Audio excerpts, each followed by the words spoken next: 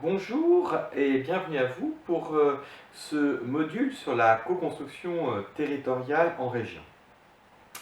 D'abord, peut-être rappeler que l'Observatoire des partenariats propose aujourd'hui des données qui permettent de croiser à la fois tout domaine, tout acteur et tout territoire pour mieux comprendre les transformations systémiques à l'œuvre au travers des dynamiques de co-construction entre les acteurs. Créé en 2008 par la Caisse des dépôts et le Rameau en partenariat avec le MEDEF et le mouvement associatif, l'objectif a été dès le départ de comprendre quel était le mouvement de co-construction qui allait se mettre en place en France, associant collectivités territoriales, associations, entreprises, services de l'État, et de voir finalement par le regard des acteurs eux-mêmes quelles étaient l'évolution qu'ils en attendaient et puis quelles étaient les pratiques. Ce qui nous permet d'interroger les Français, les élus, les dirigeants d'entreprises, les dirigeants d'associations et de fondations pour pouvoir finalement voir comment concrètement dans l'action cette dynamique de co-construction peut répondre aux fragilités collectives. Il est important de bien noter cette notion de fragilité qui progressivement, au fur et à mesure des études, s'est ancrée dans le travail de l'Observatoire. La fragilité, elle est nécessairement évolutive dans le temps et très liée à un territoire donné. D'où l'importance d'avoir des données qui ne sont pas seulement nationales, mais aussi qui peuvent être déclinées au niveau de région, voire infrarégionales, et mises en comparaison avec des données internationales. Les rapports impact région ont pour utilité de pouvoir présenter de façon simple et systémique quel est le profil de la région, quelles sont les fragilités prioritaires de la région, à la fois objectives, par des données statistiques de l'INSEE, du CGET, de la NCT, mais aussi par rapport à la vision que les citoyens, les entreprises, les élus, les associations de la région perçoivent les fragilités locales. Et le dernier point, c'est de comprendre les dynamiques du jouet collectif local pour répondre à ces fragilités, avec à la fois pour objectif de réduire les fragilités et d'inventer de nouveaux moteurs de croissance et d'emploi. Voilà quel est le sens des 13 rapports impact région que vous pouvez retrouver dans l'Observatoire des partenariats.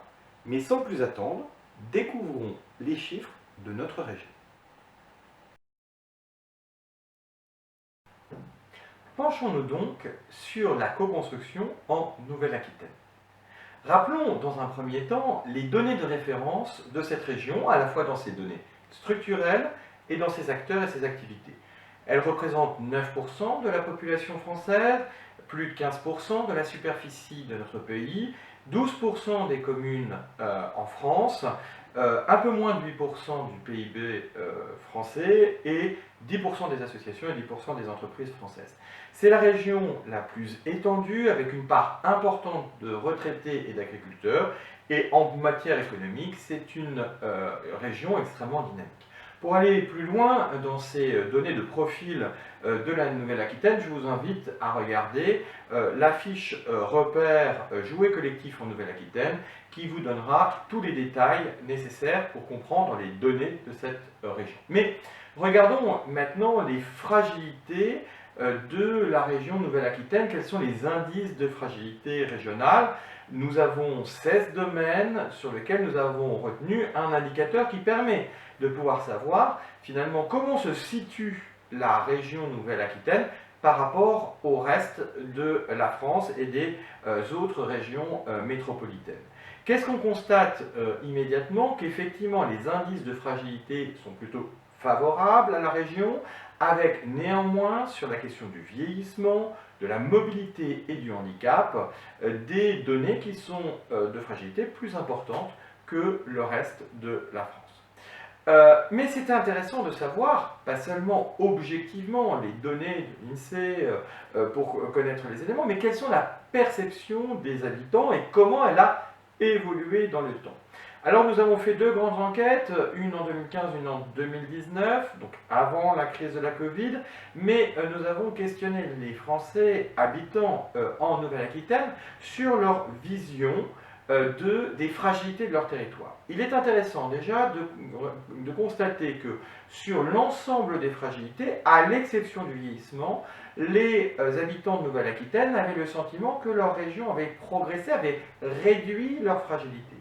Là où néanmoins il est intéressant de souligner qu'effectivement la dimension de l'emploi, même si objectivement, comme nous venons de le voir, la situation est plutôt meilleure dans les régions que dans les autres régions françaises, c'était la première fragilité perçue par les habitants de Nouvelle-Aquitaine, suivie de la mobilité et du vieillissement. Donc il y a une vraie corrélation entre la réalité des données du territoire et la façon dont les habitants le perçoivent.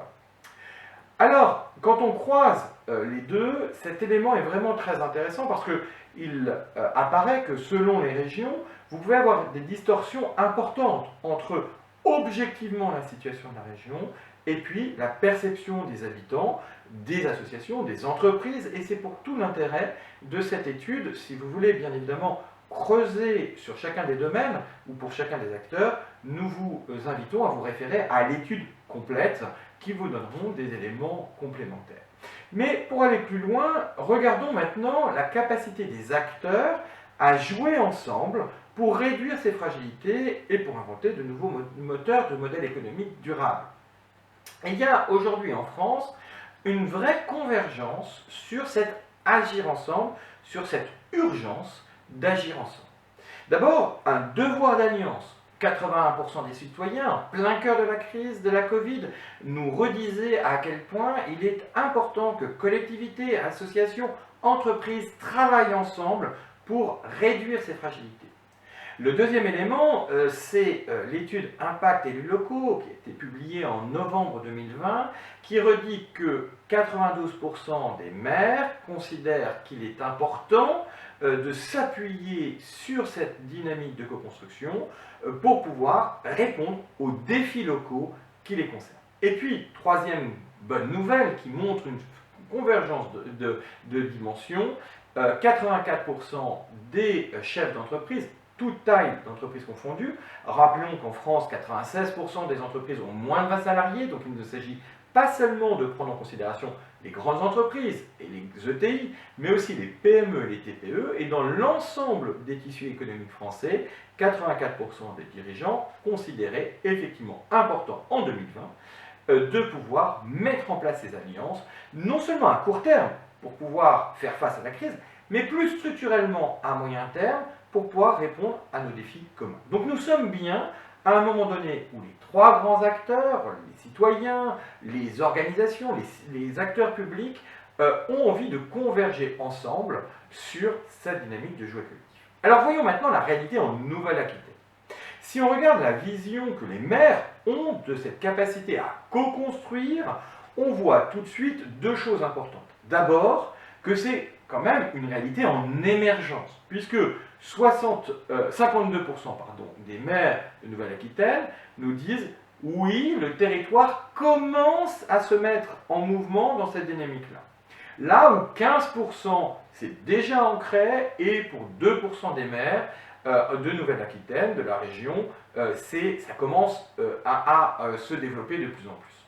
Donc on voit bien qu'effectivement, une partie significative, 15% par rapport à 12% des maires dans l'ensemble de la France, est déjà dans cette dynamique collective, là où la plus grande majorité, un maire sur deux dans la région Nouvelle-Aquitaine, considère que c'est en émergence. Ne négligeons pas néanmoins le tiers des maires qui considèrent que ça n'est pas du tout encore une réalité. Et là encore, je vous invite à aller voir plus attentivement l'étude Impact élus locaux pour comprendre les positions de ces maires et notamment la différence selon les tailles des communes, puisqu'elle influe bien évidemment de façon très importante sur cette vision. Alors, regardons maintenant l'implication des entreprises en Nouvelle-Aquitaine.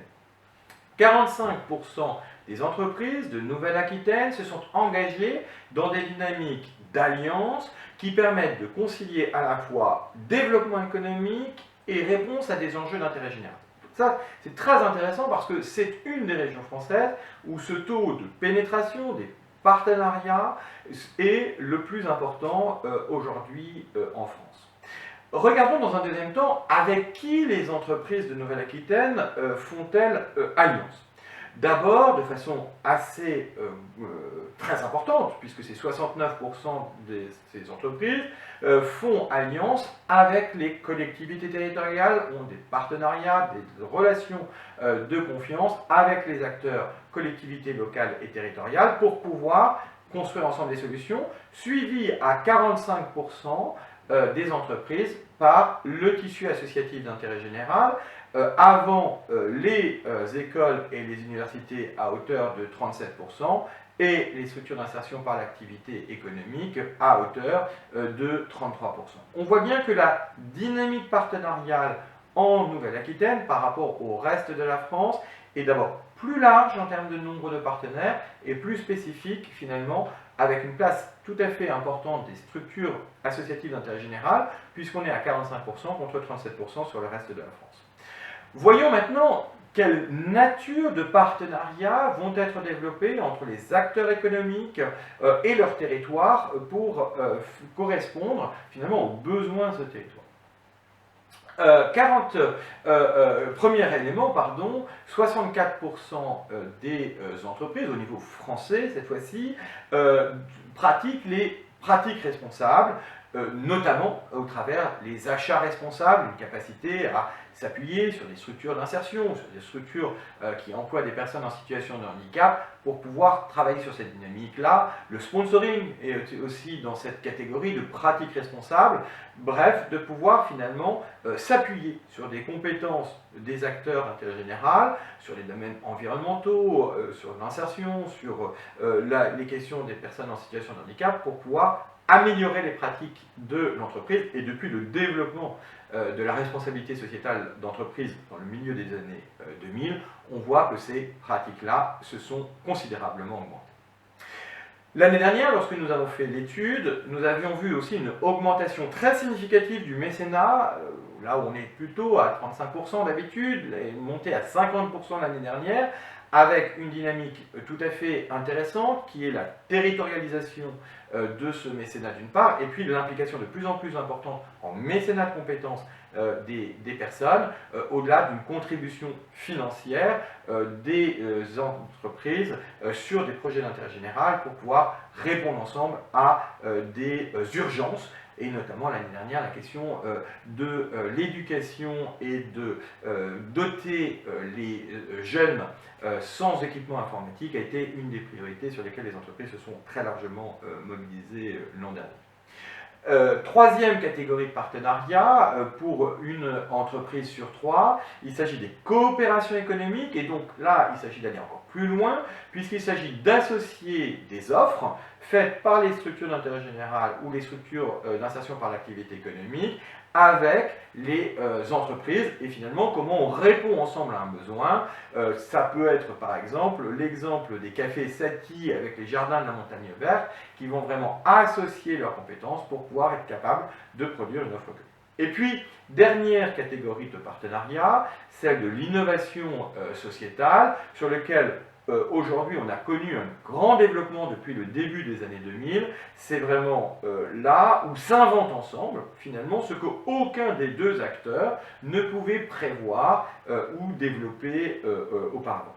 C'est vraiment quelque chose qui se développe, ces deux dernières catégories qui sont vraiment des catégories de co-construction, sont vraiment des catégories de partenariat qui se développent, et notamment l'alliance dynamique de la Poste est bien évidemment un élément remarquable depuis 2014 qui a contribué au développement de ce type de partenariat. Donc ce sont les quatre modalités complémentaires de la façon dont une entreprise, un acteur économique peut s'impliquer en partenariat pour pouvoir répondre à des défis locaux. Point suivant, c'est de savoir finalement comment ça se traduit très concrètement en Nouvelle-Aquitaine. Eh bien, là, c'est tout à fait significatif puisqu'on voit à 61% de pratiques des entreprises en Nouvelle-Aquitaine que c'est vraiment pas la pratique responsable que les entreprises de Nouvelle-Aquitaine ont adressé cette question-là. Plus proportionnellement, par exemple, que le mécénat ou que la coopération économique. C'est vraiment le point d'entrée et la pratique responsable, et ça, c'est une dynamique très intéressante. Alors, bien évidemment, après, il faut rentrer par le territoire, les pratiques au niveau de Poitiers, au niveau de Bordeaux, au niveau de Pau ne sont bien évidemment pas les mêmes, et il nécessite, il est très intéressant de rentrer après dans les spécificités locales. Mais globalement, c'est vraiment cette logique de pratique responsable qui marque, plus que dans notre région, la caractéristique des partenariats mis en œuvre dans les territoires de Nouvelle-Aquitaine. Alors voyons maintenant comment le jouet collectif en territoire se structure et finalement qui peut jouer un rôle pour contribuer à développer cette logique-là. On a vu apparaître depuis une décennie vraiment 4 natures finalement d'infrastructures territoriales pour pouvoir répondre aux besoins de ce jouet collectif, à la co-construction qui se développe.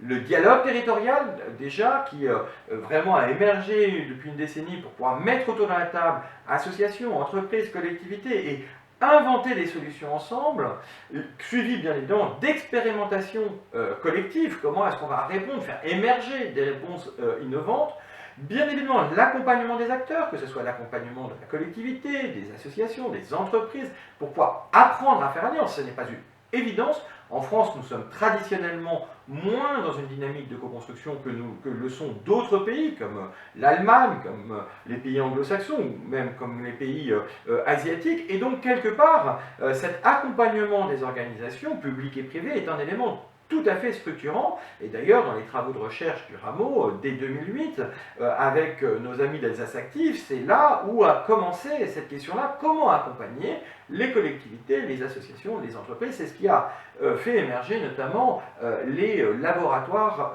des partenariats qui se sont ensuite développés en France. Et puis, dernier venu dans cette dynamique de structuration, plutôt au milieu des années 2010, c'est cette question de la gestion de lieux, de tiers-lieux qui ont émergé et qui sont des lieux de rencontre, un peu des lieux neutres finalement, où chacun peut se rencontrer pour construire ensemble l'avenir de son territoire.